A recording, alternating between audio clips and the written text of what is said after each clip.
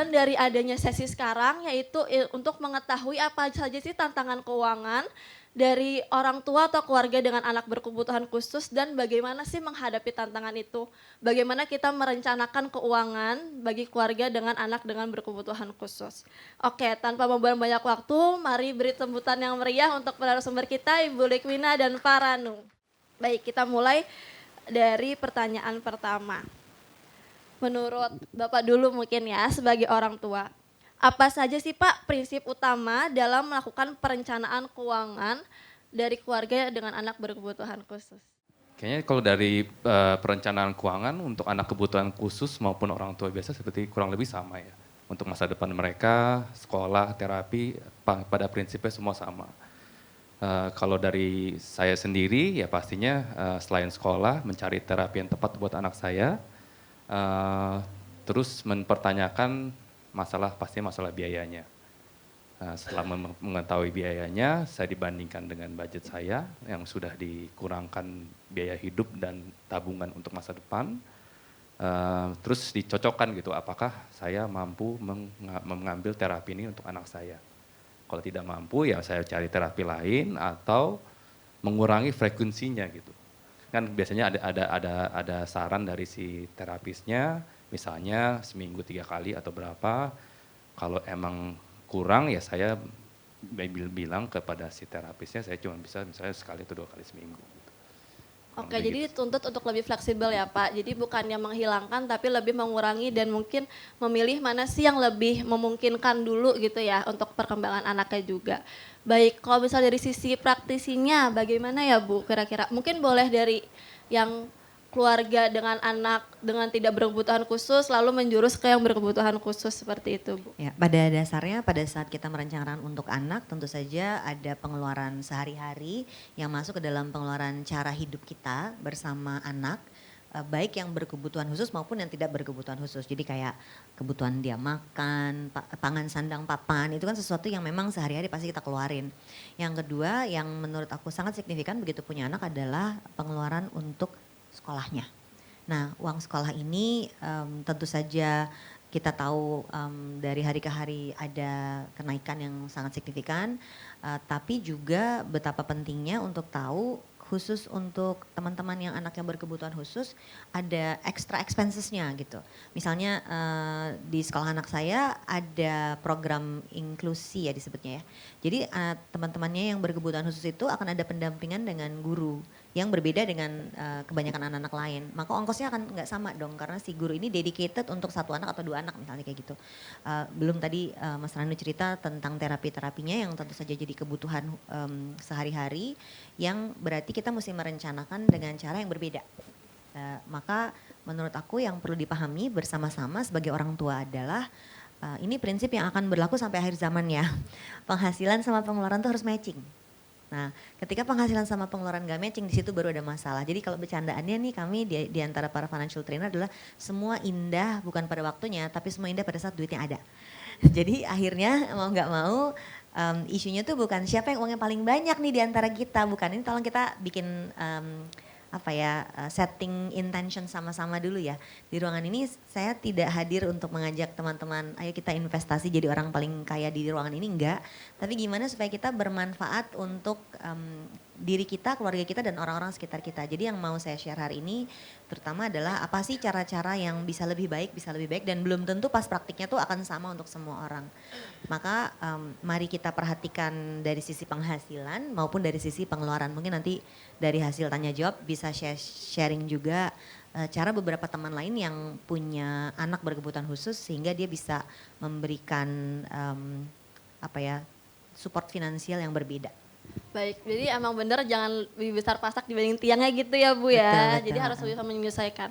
Oke, balik lagi mungkin ke orang tua dengan Pak Ranu, saya ingin bertanya. Sebenarnya pengeluarannya itu lebih banyak untuk sekolahnya atau untuk terapinya ya Pak. Jadi kan jadi mungkin di sini orang tua bisa lebih mengendalikan keuangannya gitu di bagian yang mananya. Kalau misalnya sekolah atau terapi juga tergantung yang dipilih ya. Kalau misalnya kita terapinya cari yang mahal ya bisa lebih mahal dari sekolahnya. Begitu juga sebaliknya kita ngambil sekolah yang taruhlah tahap internasional gitu mungkin lebih mahal dari terapinya gitu. Jadi tergantung kembali lagi pilihannya yang mana gitu Mbak. Baik, berarti emang lagi-lagi ke pilihannya ya. Jadi bisa menyesuaikan sebenarnya ya. Baik, untuk pertanyaan selanjutnya. Kan kita emang tadi sesuai dengan judul kita akan membahas tantangannya. Kalau menurut dari Bapak, tantangannya sendiri tuh apa ya Pak? Tantangan finansialnya gitu. Kayaknya sih kalau dari sisi orang tua tantangan terbesar sama ya sama semua orang tua itu adalah nanti masa depan anak saya bagaimana. Itu sih yang paling ditakutin semua orang. Saya pikir saya ngobrol sama beberapa orang tua pun dari yang neurodiverse atau yang neurotypical sama gitu. Bahwa nanti saya taruhlah saya tabung, saya kasih uang untuk masa depan, bagaimana mereka menjaganya, menghabiskannya atau mengatur uangnya gitu. Itu sih yang jadi ketakutan saya pribadi sebagai orang tua ya. Mungkin untuk orang tua yang lain mungkin sama lah berpikirannya seperti itu gitu. Berarti untuk lebih ke masa depannya, bagaimana nanti kalau misalnya mungkin Bapaknya sudah tua gitu ya, bagaimana dia bisa berdaya sendiri seperti itu ya. Baik, nah untuk itu bagaimana sih Bapak menyelesaikan tantangan itu? Apakah dengan masukin insurance yang warisan yang banyak atau misalnya mengajarkan anak untuk menabung atau gimana dari sisi orang tua? Kalau dari sisi orang tua kayaknya paling penting adalah untuk skill anaknya sendiri ya. Soalnya kalau kita mau tinggalkan harta sebanyak-banyaknya pun, kalau akhirnya anak ini tidak bisa menjaganya atau mengatur uang dengan benar, akan habis juga. Jadi selain menabung tentunya emang harus diajarkan bagaimana caranya mengatur uang, kedua caranya mencari nafkah sendiri. Tapi emang mungkin kesulitan untuk yang orang tua kebutuhan khusus bagaimana? Karena kan tantangan terbesar dari anak-anak kebutuhan khusus ini, jangankan bekerja, mendapatkan kesempatan untuk bekerja pun nggak bisa. Gitu. Itu adalah tantangan yang belum bisa dijawab kebanyakan orang. Gitu. Itu sih. Oke, berarti bagaimana cara menyelesaikan anak ini untuk bisa berdaya dulu ya, gitu ya Pak. Oke baik, kalau untuk dari Ibu? Ini satu cerita yang saya dapatkan dari salah satu orang teman saya, anaknya berkebutuhan khusus, kebetulan bukan autism ya kalau anak-anak teman saya ini, dia punya 2 orang putri yang kondisi otaknya itu seperti cedera gitu, dan 2 anak. Sehingga menurut teman saya ini tidak ada kemungkinan untuk kedua anaknya ini bisa mandiri dan berdaya. Jadi ada sampai ke keterbelakangan mental. Mau terapi kayak apa juga nggak akan bisa suatu hari bekerja atau mengelola dana sendiri. Mengenali kondisi tersebut, yang dia lakukan pertama adalah saya harus punya sumber penghasilan yang berbeda. Ini tentu saja cuma satu cerita ya, jadi artinya belum tentu ini harus dilakukan semua orang. Tapi di kasus itu akhirnya teman saya waktu itu bikin salon, kemudian salonnya dikembangkan sampai kemudian ada 13, jadi nggak satu akhirnya salonnya. Terus saya, oke, ini agak beda motivasi hidupnya, dia bilang karena ada kebutuhan ini Win, jadi udah sampai kepepet tapi genting gitu buat dia. Suaminya juga berpenghasilan, ada usaha juga, tapi menurut dia ini udah nggak mungkin kalau kita harus support 2 orang anak yang harus punya caregiver seumur hidup. Waktu itu keputusan seperti itu. Nah, saya bukan bilang berarti kita semua harus punya bisnis, tapi yang tadi saya bilang ada matching antara penghasilan sama pengeluaran yang harus dikejar-kejar terus. Keluarga dengan anak tidak berkebutuhan khusus aja perlu melakukan itu, apalagi keluarga yang berkebutuhan khusus. Jadi maksudku ingin membesarkan hatinya Bapak Ibu di sini bahwa rezeki mah ada yang ngatur. Tapi waktu kita mengupayakannya sangat penting untuk tahu ada pintu penghasilan tuh dari mana lagi. Nah ini sedikit ilmu financialnya ya, pintu penghasilan itu bukan hanya dari bekerja, tapi juga bisa dari aku menyebutnya aset aktif. Kalau pernah dengar di propaganda motivator ya, ini bukan propaganda motivator ya, jadi ini pintunya nggak dikunci ya, kita nggak akan bergandengan tangan dan menyanyikan lagu I Believe I Can Fly, enggak ya. Tapi maksudku gini, yang disebut passive income dalam propaganda motivator itu datangnya dari mana? Nah di dalam ilmu financial ada namanya aset aktif. Aset aktif itu ada 4 Bapak Ibu. Bisnis yang bisa menghasilkan, properti yang bisa menghasilkan, surat berharga yang bisa menghasilkan, dan juga kekayaan intelektual yang bisa menghasilkan. Nah keempat ini semuanya butuh modal, semuanya butuh proses untuk bisa menghasilkan, tapi berarti mari membuka diri untuk punya salah satu atau kombinasi dari keempat jenis aset aktif ini. sehingga ada kesempatan yang lebih besar untuk keluarga kita bisa survive dalam kondisi yang sangat khusus ini. Jadi ketika anaknya nanti suatu hari bisa berkesempatan untuk merasakan berpenghasilan sendiri, dibekali dengan skill sangat penting seperti itu. Tapi kita udah menciptakan lingkungan atau aset yang bisa mensupport juga cara hidup tersebut. Tentu saja dalam keterbatasan masing-masing ya. Menurut aku ini salah satu yang perlu dipikirkan. Dan saya tahu ini nggak mudah karena sering banget ketika anaknya berkebutuhan khusus, nggak bisa dua-duanya orang tuanya bekerja. Ya kan, harus ada yang jadi caretaker di rumah, harus ada yang caregiver di rumah. Jadi memang ada keterbatasan itu, maka memiliki aset tambahan yang bisa menghasilkan bisa menjadi sebuah cara untuk menyebabkan keluarganya lebih berdaya secara finansial. Gitu. Oke, baik. Jadi mungkin kalau bahasa sekarangnya kita tuh butuh banyak peran gitu ya. Betul. Jadi kita ini sebenarnya omong-omong financial freedom sebenarnya udah agak jauh dibandingin tadi aku mau ngomongin autism tentang pengeluaran gitu ya. Tapi ternyata memang ketika penghasilannya pintunya lebih banyak, kemungkinan keluarga berdaya jadi lebih besar. Jadi kan kita bisa konsentrasi pada mau terapinya apa, bisa konsentrasi pada pilihan sekolahnya bagaimana, beban stres mikirin duitnya dari mana tuh bisa kita turunin kadarnya gitu. Oke, nah saya juga rada tertarik nih bahas ini. Soalnya saya tuh juga punya, misalnya klien saya kan lagi praktek lumayan di kampus saya. Nah klien saya tuh dari orang dengan finansial yang rendah. Nah kira-kira kalau misalnya kasusnya seperti itu, apa yang harus kita katakan ya? Soalnya dia juga yang dia nggak bisa bekerja karena harus mengurus anak-anaknya, suaminya juga bekerjanya serabutan. Jadi mungkin tidak ada aset yang tidak aktif yang bisa mengalirkan uang tuh juga nggak ada gitu. Nah itu kalau kayak gitu tantangannya seperti itu apa yang harus dilakukan? Langkah pertama sebelum mau tiba-tiba jadi financial freedom, langkah pertama itu adalah financial empowerment dulu.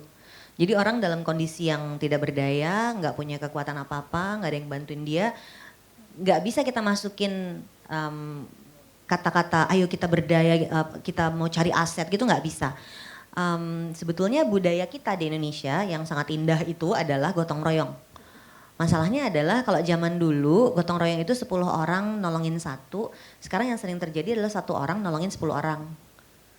Jadi nggak apa ya kayak ke reverse gitu loh gotong royongnya karena hidupnya udah nggak terlalu komunal kan gitu. Jadi mungkin perlu salah satunya adalah dan ini pernah saya lakukan di keluarga saya untuk kasus Alzheimer. Nah diskusi dengan keluarga besar. Bendera putih, kita udah nggak sanggup ini gimana cara nolonginnya lagi. Ketika kondisinya memang udah berat sekali. Jadi waktu itu misalnya ini kejadiannya adalah di keluarga ibu saya ada 7 bersaudara dan semua umurnya udah 70 harus nolongin satu keluarga yang sakit berat Alzheimer. Tapi ini umur 70 udah nggak mungkin. Kalau gitu yang nolongin udah harus angkatan di bawahnya. Ibu saya anaknya cuma 2, saya berdua adik saya. Gimana mau kita gotong royong cuma berdua, mereka kan ber-7, kami berdua. Terus adik saya bilang kenapa nggak kita ngajakin sepupu. Akhirnya kami kumpulkan, sepupu tuh ada ber-12 gitu. Dari 23 gak semua kita ajak, ternyata ada dari 12 yang mau kumpul. Kita meetingin, kita diskusikan, oh yaudah kita iuran yuk. Kita tolongin satu keluarga ini yang memang betul-betul punya kesulitan. Jadi kalau kita mesti ngomongin aset aktif sama orang yang gak punya pekerjaan, gak nyambung. Kita ngomongin investasi, bisnis, properti, asuransi sama orang yang lagi kepusingan, suaminya kerjanya serabutan, dia gak bisa kerja, gak nyambung. Maka ya langkah berikutnya adalah siapa di lingkungan dia yang mungkin menolong. Gak ngomongin satu orang, the big family akhirnya. Dan tadinya saya ragu-ragu mau minta pertolongan sama saudara-saudara gitu. Tapi ketika adik saya bilang kita coba aja dulu gitu. Ya bisalah kita berdua aja, tapi kalau bisa ber-7, ber-12 kan lain cerita ya. Walaupun sumbangannya 100-200 ribu tapi ternyata akhirnya sekarang misalnya paling tidak untuk BPJS Kesehatan ini kita bisa support.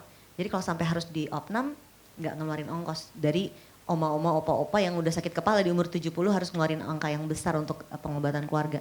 Itu ternyata bisa dilakukan. Jadi akhirnya nih mungkin yang jarang kita eksplor adalah mungkinkah keluarga itu kembali dalam gotong royong bersama-sama di kasus-kasus yang memang keluarganya tidak punya keberdayaan. Oh berarti seek help gitu ya kepada others gitu ya? Kan kadang malu ya atau memang nggak berani atau apa. Tapi aku tuh percaya banget bahwa gotong royong itu baik. Cuma sekarang suka terbalik tadi. Satu orang nolongin 10 itu namanya bukan gotong royong, itu namanya nyusahin. Jadi mari kita kembalikan lagi semangat gotong royong yang indah ini ke esensinya. Lebih banyak orang yang tangannya di atas sama-sama nolongin gitu. Baik, nah tapi dari pertanyaan itu lagi, saya jadi berpikir apakah nanti orang itu malah jadi ketergantungan gitu, kayak merasa oh hidup saya udah disupport, jadi saya ya udahlah enak-enak aja yang tadinya mungkin dia gara-gara nggak ada yang support jadi mungkin mau berusaha sedikit karena udah enak disupport terus, digotong royongin terus dia jadi merasa ya udah saya kan udah ada banyak yang bantuin. Nah Kita gitu. boleh memilih kah mau nolong orang yang seperti apa? Kalau di kasus yang keluarga saya itu dia nggak mungkin survive tanpa pertolongan. Jadi kalau sampai dia enak-enak pun si sepupu-sepupu ini mengikhlaskan karena tidak ada cara untuk keluarga ini bisa survive tanpa pertolongan. Jadi mari bedakan orang yang malas sama orang yang menggampangkan sama orang yang memang betul-betul tidak punya daya apa-apa gitu. Dan menurut aku ya kalau lagi mau nolongin kita bisa memilih kan mau nolong orang yang seperti apa. Bahkan pada saat udah nolongin pun orangnya ternyata nggak tahu diri, kita juga punya hak kok mau tetap menolong atau tidak gitu. Jadi kalau buat aku ya kalau mau nolongin jangan pakai tapi. Nolong mah nolong aja. Orang itu akhirnya ternyata tidak bisa ditolong dan itu, aku dan udah menjalankan fungsiku di dalam kemasyarakatan gitu. Oke, baik. Nah, tadi kan kita udah ada 2 topik nih yang tadi bagaimana dan sekarang tantangannya. Mungkin sekarang saya lempar ke para hadirin apakah ada yang mungkin mau memberikan pendapat atau mau bertanya, boleh langsung angkat tangannya. Atau untuk sekedar sharing aja gitu. Silakan. Ada yang mau? Oke, kalau gitu saya lanjut dulu ya. Baik. Pertanyaan ketiganya adalah apa sih do's and don'ts-nya dalam menyusun perencanaan keuangan? Mau siapa yang dulu? Bapak dulu? Oke, baik. Pertanyaannya susah ya. Ya mungkin sih melihat dari, soalnya kan kita bergeraknya dari, harusnya melihat dari kemampuan kita dulu ya. Emang susahnya kalau apalagi kalau untuk anak kebutuhan khusus itu ada saran-saran dari para ahli, misalnya harus 3 kali seminggu, 4 kali seminggu dan lain-lain. Tapi kita sebagai orang tua tentu maunya terbaik buat anak kita, mau memberikan bantuan semaksimum mungkin, tapi ujung-ujungnya nggak mampu. Gitu. Saya pikir sih kalau misalnya the biggest down itu dimulai dari budget kita dulu. Berapa yang kita bisa, kasarnya kita bisa keluarkan.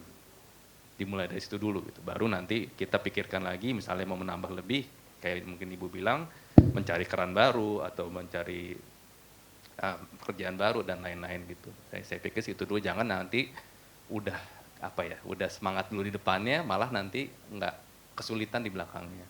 Nanti kan jeleknya juga untuk anaknya sendiri gitu, malah nggak dapat bantuan sama sekali gitu. Saya pikir sih usaha apapun itu pasti ada efeknya gitu. Dan zaman sekarang pun ada Google, ada kayak tadi masalah gotong royong dengan bertanya sesama orang tua kebutuhan khusus itu bisa mendapatkan informasi atau cara-cara terapi yang bisa dilakukan sendiri di rumah juga gitu. Saya pikir sih yang harus dicoba itu dulu gitu. Tapi kan itu tergantung orang tua masing-masing juga ya. Tapi saya pikir sih yang paling penting diingat itu adalah nggak bisa disangkal harus ada sisi biaya yang dikeluarkan, ya jangan sampai menyusahkan keluarga, apalagi kalau punya anak lebih dari satu kan ada kebutuhan lain juga gitu. Itu Oke, sih. kalau dari segi do's-nya apa? Tadi kan itu don'ts-nya jangan kayak gitu. Kalau dari do's-nya apa? Apa yang harus dilakukan? Dus-nya mungkin banyak bertanya ya, kayak kita bertanya bagaimana terapi yang bagus, bagaimana misalnya saya punya uang segini, saya disuruh terapi 4 kali saya nggak mampu, bagaimana baiknya. Itu kan itu hal yang gratis ya, saya pikir, dan banyak fungsinya dan banyak gunanya untuk orang tua gitu. Baik. Nah, kalau sharing dari Bapak sendiri dari kehidupan nyatanya gitu, ada nggak sih biar mungkin bisa sesuai pengalamannya sama para hadirin di sini gitu. Dari kehidupan sehari-harinya Bapak gitu. Seperti apa misalnya? Sorry. Misalnya Bapak sudah melakukan ini dan mungkin ada pengalaman makanya jangan sampai melakukan ini gitu. Yang kayak ternyata oh nggak sesuai nih kalau misalnya saya melakukan ini ke finansialnya kayak gitu. Ada nggak kira-kira? Saya pikir sih itu aja sih, maksudnya kalau terapi itu cocok-cocokan juga ya. Maksudnya jangan terpaku sama katanya ya. Misalnya di shopping around juga nggak apa-apa gitu. Jadi saya pikir sih coba aja, nggak ada satu cara yang benar gitu. Hari ini mau pilih A, besok pilih B juga nggak apa-apa gitu. Ya, disesuaikan aja dengan kebutuhan dan kemampuan. Gitu. Oh berarti ada trial error saya juga gitu ya Pak. Oke baik, kalau dari Ibu? Nambahin yang tentang gotong royong tadi, menolong itu tidak selalu bentuknya duit ya. Jadi aku rasa pertemuan komunitas seperti ini bisa ada di dalam komunitas yang saling support, belajar, oh kalau di keluarga yang itu yang works yang mana, di keluarga itu yang nggak berhasil yang mana, itu menurut aku juga penting. Sebelum aku ngomongin teknis finansialnya, menurut aku belajar dari diskusi dengan Mas Ranu ini adalah gimana untuk tetap logis ketika mengambil keputusan finansial. Dan terus terang aja ya, sebagai orang tua yang punya anak tanpa kebutuhan khusus, urusan anak tuh aku nggak logis. Ya nggak sih Mas Ranu, ini gimana mau logis pada saat anaknya berkebutuhan khusus. Apa juga gue jual-jual dia depan anak. Akhirnya kan sering orang tua tuh mengambil keputusannya seperti itu ya.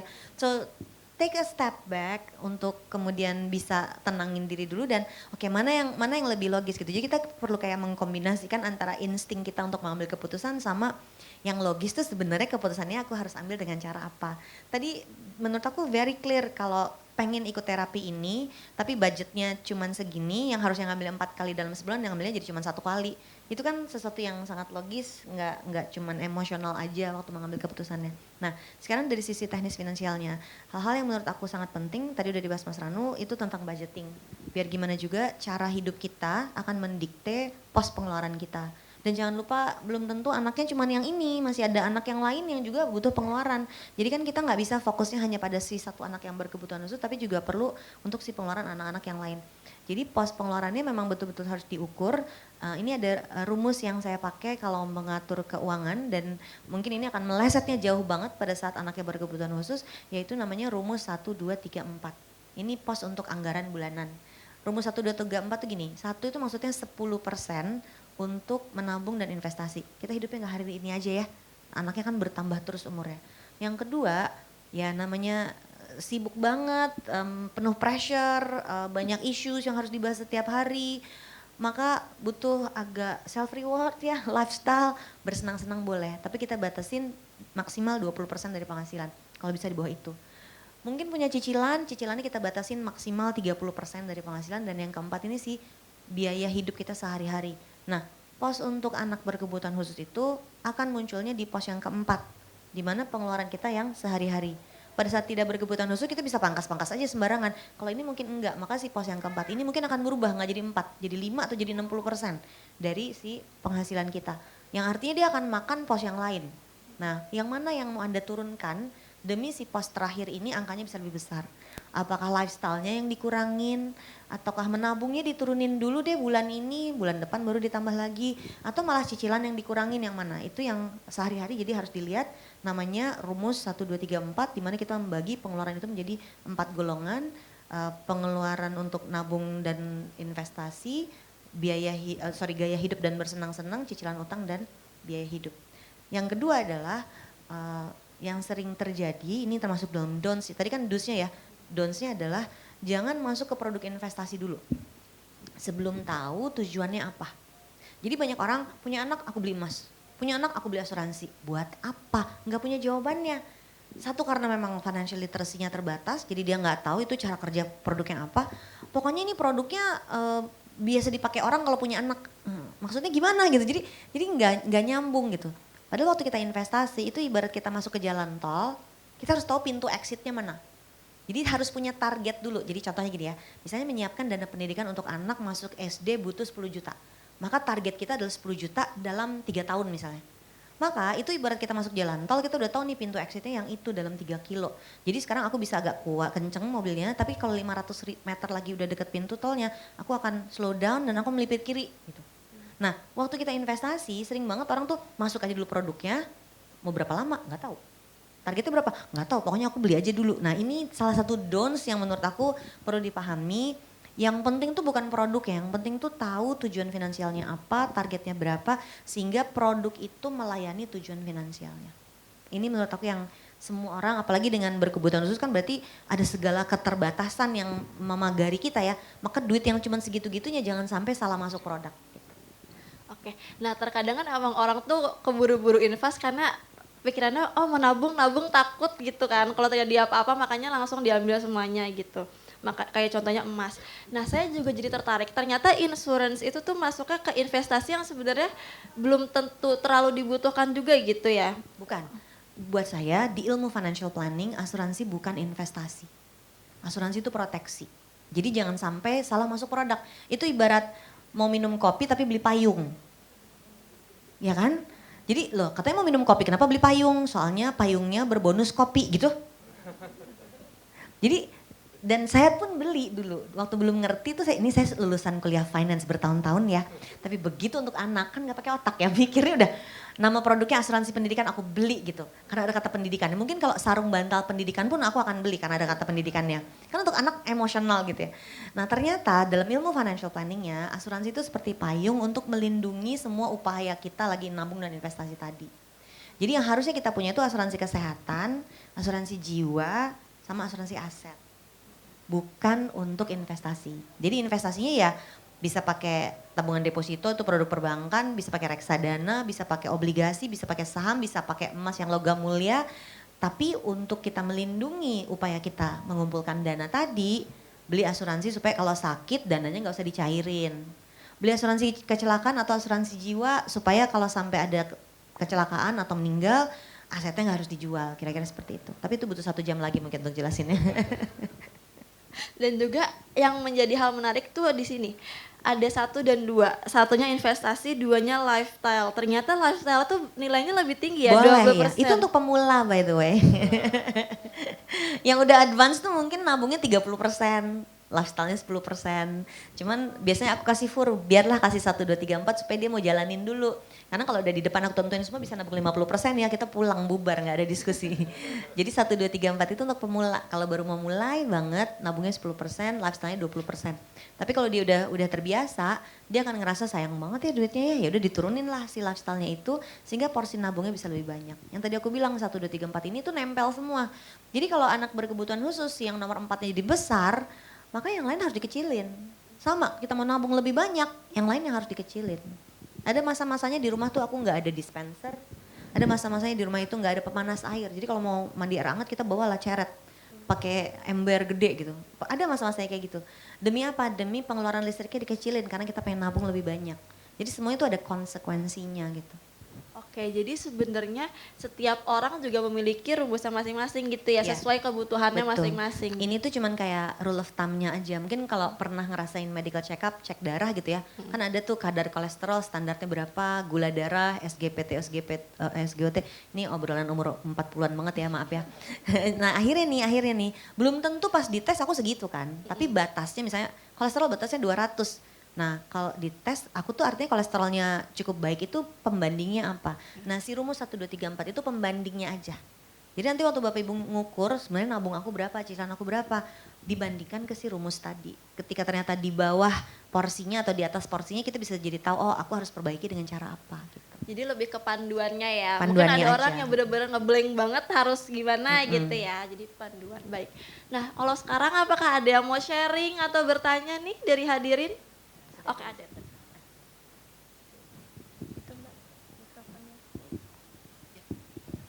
Ya, selamat siang. Terima kasih Mbak dan Mas juga tadi materinya sangat baik sekali. Relate sekali dengan pengalaman. Mungkin ini karena anak didik saya di sekolah. Orang tuanya single parent dan memang anandanya ini memang harus masuk ke sekolah inklusi gitu ya. Dengan autism dan ada ADHD-nya juga. Jadi orang tuanya tuh agak kebingungan karena kan harus pakai shadow teacher dan sekarang sudah kelas 2 SD gitu ya. Sampai kapan nih Miss pakai shadow teacher gitu ya. Kita kan sebagai praktisi di sekolah gitu ya dan memang support di learning supportnya kita kan melihat jangka waktu dan kemudian perkembangan anandanya.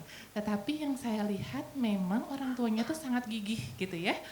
Saya rasa semua orang tua dengan anak berkebutuhan khusus pasti sangat empowering sekali gitu ya untuk anak-anaknya, tetapi dia juga kewalahan di satu sisi gitu karena memang single fighter gitu ya dan harus mencukupi kebutuhan orang tuanya juga gitu ya dan kakak-kakaknya. Di satu sisi itu curhatan-curhatan yang memang suka diberikan gitu ya kepada kita. Nah jadi kemudian akhirnya sering kali menolak saran-saran gitu ya dari sekolah untuk dilanjutkan ke terapi wicara, terapi okupasi gitu ya. Yang kita lihat sebenarnya memang ini mudah-mudahan bisa membantu anandanya untuk saat ini, karena kan kalau terapi itu semakin cepat itu semakin baik sebenarnya gitu. Nah, bagaimana kita ataupun mungkin caranya gitu ya, mungkin dari sisi pendidikan kita bisa smooth gitu ya ke orang tua gitu ya, bahwa memang ini terapinya perlu dilakukan, tetapi juga kita tidak menyinggung gitu ya ranah bahwa kita tahu bahwa itu mungkin sulit gitu bagi ibunya gitu. Saya pengen sharing aja gitu bagaimana ya kira-kira lebih tepatnya untuk bisa membantu ibu itu, dan ibu itu tidak merasa harga dirinya gitu ya agak ini gitu ya gitu tersentuh gitu. Seperti itu mungkin ya. Terima kasih Mbak dan Masnya. Pak Rado dulu mau menjawab. Oke, sekali lagi saya bukan ahlinya ya dalam ini, tapi itu pengalaman yang dialami hampir semua orang tua ya. Nggak orang anak autism aja, tapi juga orang biasa.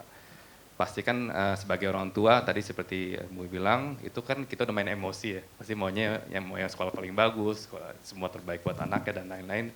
Biaya paling ntar belakangan gampang lah carinya, pikir nanti. Tapi ya menjawab pertanyaan itu emang agak sulit ya kalau misalnya kita mau membantu anak ini. Ujung-ujungnya sih emang ini harusnya fasilitas yang diberikan dari pemerintah. Seperti mungkin kejauhan ngomongnya, tapi setahu saya di luar negeri itu udah mendapatkan istilahnya ada bantuan dari pemerintah. Jadi masuk sekolah itu udah dibayarin gitu. Tapi kalau misalnya untuk sekarang agak sulit ya jawabnya gimana ya. Maksudnya, tapi mungkin tambah sedikit dari kita sebagai learning center, salah satu yang kita lakuin adalah itu gitu. Kita ngebantuin beberapa orang untuk terapi setidaknya. Memang belum banyak, tapi setidaknya kita mulai gitu. Kita mengerti challenge ini tuh nggak mungkin bisa dihadapin dengan planning financial aja gitu. Emang ada orang lain istilahnya menggotong royong atau membantu untuk setidaknya meringankan beban mereka. Kalau misalnya belum sanggup untuk sekolah, setidaknya terapinya bisa dibantu. Gitu. Dari saya sih itu tapi sekali lagi saya bukan ahlinya. Mungkin itu pengalaman dan pendapat saya aja. Mungkin kalau menanggapi itu sebenarnya case-nya sama kayak yang tadi mungkin saya tanyakan, dan mungkin emang jawabannya tuh perlu banget yang namanya gotong royong tadi, sesuai yang tadi Ibu Likwina bilang. Karena emang saya paham banget yang maksud ibunya juga pasti jadi keras kepala. Nggak bisa, saya nggak ada uangnya kalau terapi, misalnya kayak gitu ya.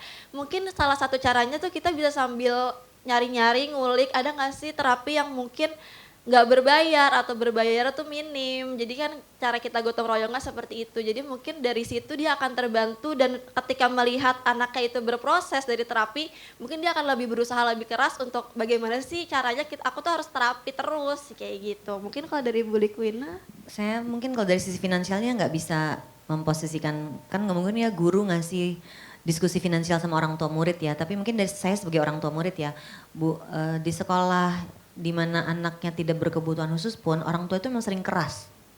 Pasti ya yang jadi guru di sini tahu ya rasanya ketemu orang tua. Apalagi ketika misalnya sekolahnya berbayarnya agak tinggi. Oh makin dia merasa customer. Loh katanya partner merawat anak kenapa jadi customer gitu. Nah ada satu trik, mungkin bukan trik sih sebetulnya, habit culture yang dilakukan di sekolah anak saya. Anak saya sekolah di Cikal, ini nanti Bu Najila kayaknya di closing juga datang ya, foundernya sekolah Cikal. Ada satu yang Bu Najila tuh bilang gini sama saya berkawan sangat baik sama dia, dan beliau ngomong gini, Win kadang yang harus sekolah itu orang tuanya, bukan cuma anaknya. Maka untuk itu perlu budaya di dalam sekolahnya untuk mengajak orang tuanya sekolah. Jadi akhirnya kalau di sekolah kami, saya punya 3 orang anak ya, 3-tiganya sekolah di sana, dan dari yang paling besar sampai paling kecil, sesi namanya mandatory parents workshop, itu saya harus datang. Dan sebagai ibu bekerja tentu saja saya kelimpungan ngatur jadwalnya, karena itu di tengah-tengah minggu saya harus datang. Terus gurunya bilang gini, ibu kalau ibu besok nggak datang nanti anaknya bengong sendirian, satu-satunya anak yang ibunya nggak ada. Mampus. Jadi aku tuh harus memaksakan diri untuk pernah ada satu sesi SD ada kelas buat orang tua, SMP ada kelas, SMA, dan aku ada terus. Berarti kayak 1/4 sekolah tuh kenal sama aku, pernah ada masa kayak gitu. Nah sekarang yang besar-besarnya udah kuliah, tinggal yang ngasih kecil ini aja. Sesinya itu sama aja dengan yang pernah kakak-kakaknya datang, tapi kan anaknya beda. Jadi aku tetap harus datang untuk tahu oh ya update lagi ya ilmunya ya. Jadi isinya tuh apa? Isinya tuh sering parenting workshop, isinya tuh sering tentang apa itu puberty gitu ya. Hal yang kayak gitu-gitu supaya si orang tuanya oh aku juga harus belajar lagi ya jadi parents tuh kayak apa. Supaya ngobrol sama gurunya itu di apa istilahnya linggo yang sama, di brainwave yang sama, kita satu halaman gitu. Mungkin diskusi seperti itu perlu dibuka juga dengan para learning center yang ada di sini karena betapa sulitnya kan untuk menjadi orang tua ini lagi dengan anak berkebutuhan khusus, maka sama-sama belajar kan antara para tim pengajar dan admin di tempat learning centernya juga untuk orang tuanya. Itu mungkin satu menurut aku kan kalau untuk pendidikan nyontek nggak apa-apa ya. Konsep nyonteknya bagus gitu. Nyontek kan hina gitu ya kalau buat aku, tapi untuk pendidikan dan sesuatu yang non profit menurut aku nyontek tuh bagus banget. Itu works really well di sekolah Cikal. Dengan 3 anak di situ tuh aku ngerasain oh ya akunya jadi sebagai orang tua tuh bersedia untuk melembutkan hati, jangan keras-keras lah ke sekolah gitu supaya dengerin si gurunya butuhnya apa, karena aku sama-sama butuh sama gurunya gitu. Sehingga hubungannya jadi lebih baik apa ya? Kita tuh sama-sama satu tim yang mau didiskusikan itu fokus utama tuh kebaikan anak gitu. Kan gitu kan Bu ya, pengen merekomendasikan terapi wicara kan untuk kebaikan anaknya kan. Jadi orang tuanya jangan defensif dulu, gue mau di-charge tambahan nih, takutnya kan jadi kayak gitu ya. Jadi ketika lebih banyak membangun, dan itu tentu saja tidak terjadi dalam 2 hari ya. Ketika setelah bertahun-tahun itu dibangun terus, jadinya orang tua dan guru sama-sama ada di halaman yang sama bahwa fokus kita itu kebaikan anaknya gitu. Semoga itu bisa membantu. Jadi Dari finansial aku gak bisa bantuin itu. upaya untuk melunakkan hati orang tuanya ya. Akhirnya ternyata yang jadi PR tuh memang bagaimana menaklukkan hati orang tua. Kalau di sekolah tuh aku rasanya gitu. Karena mungkin orang tua tuh berpikir yang paling tahu anak aku kan aku gitu Isinya ya. ego sebagai orang tua. Jadi mungkin bisa itu dengan adanya workshop kan workshop juga mungkin gak berbayar gitu ya. Jadi dia datang-datang dulu. Apakah ada yang mau ditambahkan lagi? Makasih untuk pertanyaannya. Adakah iya di depan dulu. Gak apa-apa ya? Ya selamat siang, senang banget nih SpaceX ada lagi Pak. Terakhir ikut 2019 kayaknya. Iya. Jadi senang banget ada lagi dan kayak makin keren aja. Saya punya 2 orang anak, satu neurotipikal, satu neurodivergent. Nah ini saya pengen tips dan pencerahan aja sih ya secara financial planning. Karena kadang tuh ngerasa pilih kasih juga gitu ya. Karena kakaknya kemampuannya terbatas tapi perlu terapi yang seumur hidup tadi. Sedangkan adiknya jadi bingung gitu kok kayaknya mama ke kakak terus kayak gitu. Nah kayak gitu aja sih simpelnya. Mohon ya, pencerahannya gimana yang ya apakah lebih di sini atau gimana gitu ya. Ya, terima kasih, semangat ya Mbak ya. Sing sabar. Kalau dari sisi finansial mungkin teknisnya gini, waktu menyiapkan dana pendidikan anak, elemen dana pendidikan itu kan luas banget ya. Di dalam perencanaan keuangan yang kita siapin itu TK sampai SMA itu uang pangkalnya aja.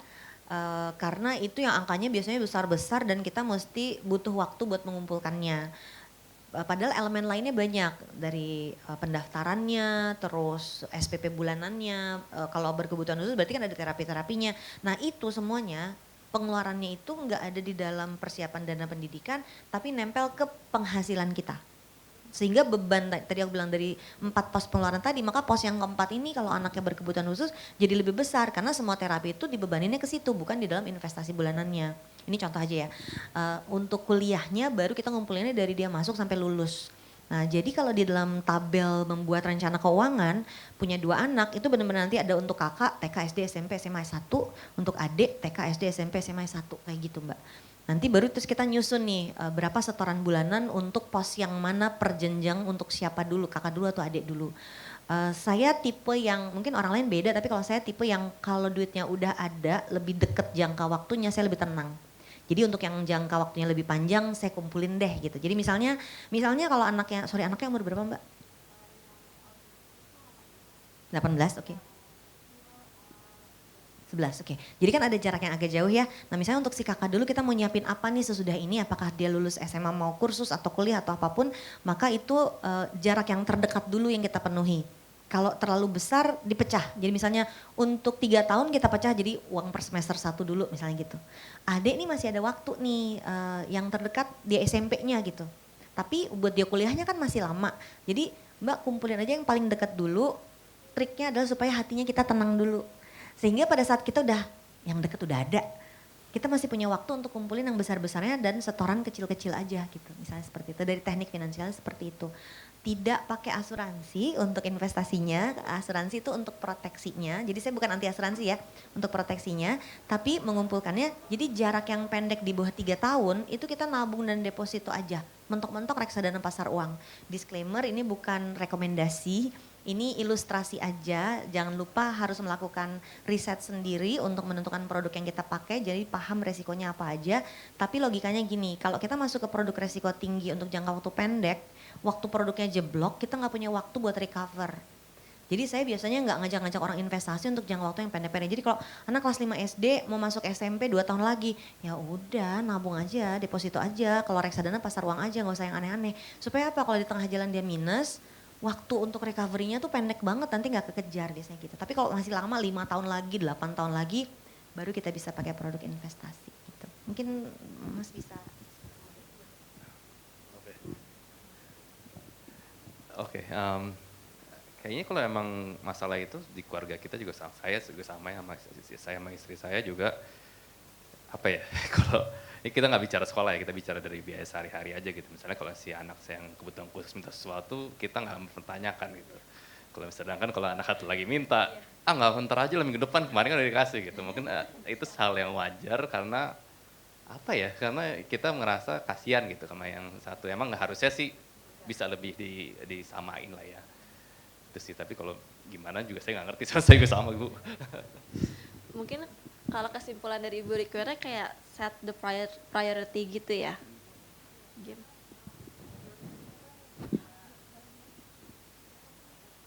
Nanti yang lainnya nggak dengar. Ya itu ya soal prioritas itu gitu. Kadang kan ya tadi kalau anak saya kebetulan autistiknya yang masih perlu banyak dukungan gitu kan. Jadi kan itu kita kayak adiknya mau yang sekolah yang lebih bagus, apa kakaknya yang mau dikasih les yang lebih banyak gitu supaya dia berkembang. Nah itu tuh dilemanya kadang-kadang di situ. Nah persis tadi kayak gitu. Kok kalau kakak ini langsung? karena kalau kebetulan kalau anak saya kalau enggak kan dia kurang mengerti gitu ya, enggak itu kenapa enggak gitu. Kalau adiknya masih Adek, kamu pengen ini gitu, kita tabung gini-gini tuh dia masih, oh ya oke gitu, masih ada kayak gitu. Itu sih dilema setiap hari. Terima kasih Ibu atas sharing dan pertanyaannya. Ada yang mau bertanya lagi? Tadi kalau nggak salah Ibu yang di belakangnya. Ya. Terima kasih. Sebenarnya situasinya kurang lebih sama, 2 anak. Bedanya saya keluarga muda, anak saya yang pertama tuh 9 tahun, anak saya yang kedua 5 tahun, dia autis perempuannya. Tapi abangnya ini tipe anak kritis, bakatnya dari kecil udah kelihatan dan kepala sekolahnya juga ada kasih input, ibu anaknya udah pernah dites belum? Karena ada kemungkinan anaknya gifted. Saya jadi pusing Bu. Saya pusing karena saya harus memilih yang mana atau saya apa harus disamaratakan karena dua-duanya hitungannya berkebutuhan khusus Bu. Jadi belum valid. Terakhir saya cek katanya hanya superior. Tapi Capseknya ini ada pengalaman di sekolah Nobel Academy. Dia ada dugaan, tapi katanya baru bisa ditegakkan tuh kelas 4, sementara dia masih kelas 3. Jadi saya ya istilahnya bingung Bu. Karena kalau dikorbankan seperti tidak adil, tapi kalau diusahakan harus kerja dua-duanya, tapi satu nggak mungkin ditinggal. Jadi masih dilema. Itu aja sih Bu. Terima kasih. Seolah punya anak kembar gitu ya Bu ya. Mungkin kalau yang bukan soal berkebutuhan khusus ini kan kayak anak kembar nggak bisa nunggu ya, nggak bisa nunggu, nggak bisa gantian ya kakak dulu sekolah baru adik, nggak bisa gitu kan ya. Karena jadi dua-duanya kita pengeluaran kan harus bareng gitu. Ya memang nomor 1 akhirnya mesti ngecek pos penghasilan dan pengeluaran kita seperti apa. Kalau nggak matching di situ udah masalah. Selama dia masih matching atau berkelebihan kan ya udah ini tinggal urusan yang lain-lain yang kita pikirin. Tapi ini kan udah urusannya finansial kan. Urusannya numbers gitu. Ketika angkanya nggak ketemu, wah pusing nih kita. Sebenarnya kayak gitu. Mungkin satu yang saya sempat pelajari sebagai bagian dari tadi hasil sekolah parenting di sekolah anak ya, adil itu nggak sama rata. Adil itu bukan berarti sama rata. Jadi nggak berarti selalu harus untuk kakak, nggak selalu berarti untuk adik. Mana dari kedua anak ini yang lebih mudah untuk diajak diskusi dan belajar tentang perbedaan-perbedaan ini. Puntennya saya nggak tahu seperti apa biasanya diskusinya di antara keluarga dengan anak berkebutuhan khusus. Tapi kalau mengamati beberapa rekan saya yang kemarin cerita itu, memang harus ada diskusi dengan si anak yang tidak berkebutuhan khusus bahwa dia akan terlibat di dalam caregiving sistemnya. Jadi memang penting untuk membuat dia merasa dijadikan tidak adil ya. Karena dia harus ada di dalam sistem yang ikut membantu kan. Kalau dia dari kecil merasa ini nggak adil buat saya dan dia menolak, nanti kita jadi nggak bisa mengajak dia ikut dalam tolong bantuin adik ketika atau bantuin kakak ketika mama udah nggak sanggup gitu. Emang nggak fair dia kemudian dari kecil harus ada di dalam sistem itu, but that's what family is. Sampai siapa lagi kita mau minta pertolongan, gotong royongnya nggak terjadi kan kalau si keluarganya ini nggak saling mendukung. Jadi yang circle terdekatnya dulu harus. Maka mau nggak mau kita harus bilang bahwa adil itu nggak sama rata. Mungkin akan ada titik di mana ya sorry yang tidak berkebutuhan khusus yang harus didahulukan supaya dia yang bisa berdiri tegak dan mandiri sehingga nanti dia bisa bantuin si keluarga yang lain, tapi ada waktu di mana oh nggak bisa yang berkebutuhan khusus didahulukan karena ini urgent banget urusan survival gitu misalnya.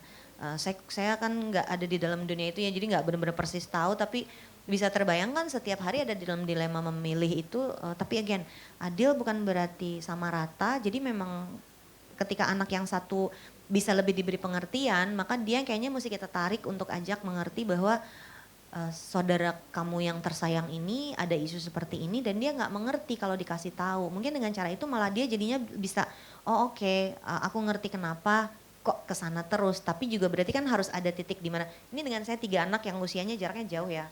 Kakak-kakaknya tuh bedanya 10 tahun sama adik yang paling kecil. Tentu saja ada, walaupun tidak berkebutuhan khusus ada loh dari mereka. Ada mah adek aja semua dikasih deh mama gitu kan udah. Jaraknya 10 tahun kan sebagai orang tua yang sudah lebih tua, serah dedek mau ngapain aja mau udah capek gitu ya.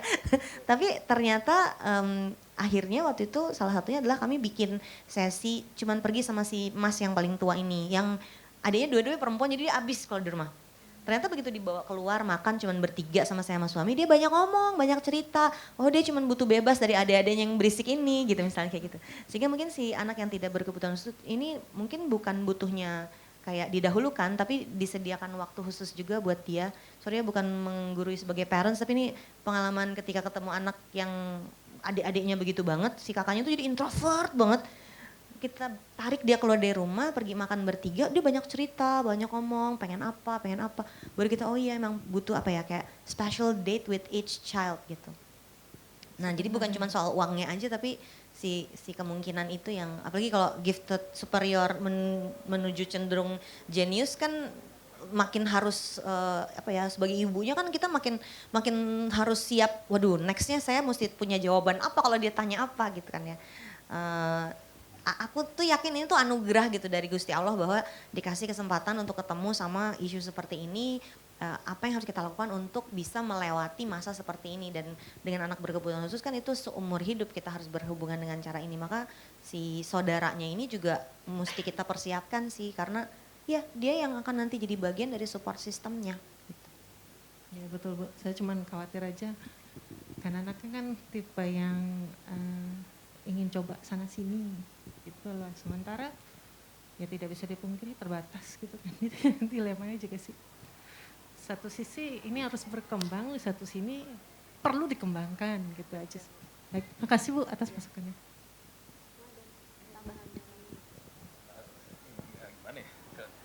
Ya kalau saya sih tadi menyambung pembicaraan tadi aja sih, emang menarik juga waktu itu kita juga sempat nanya ke psikolog ya, kita kayak nanya anak saya yang nggak berkebutuhan khusus gimana.